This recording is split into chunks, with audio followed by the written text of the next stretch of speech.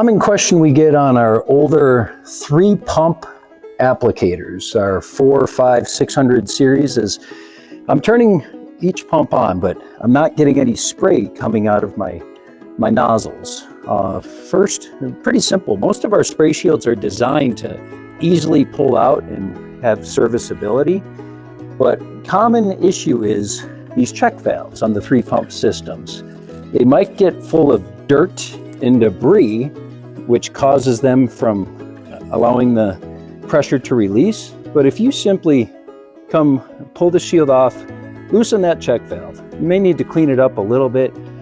There is rubber diaphragms in there. Make sure that they're moving in there freely. But this is typically the issue of why the motor's running, but the pump is not pumping. You may want to come and clean all 3 of these up on our 3-pump systems. And also, we do offer a service pack kit. I'll make sure the kit number for the 3-pump plates are in the notes on this video. But yeah, take a look. It might be a simple maintenance kit you want to keep with your applicator for this coming season.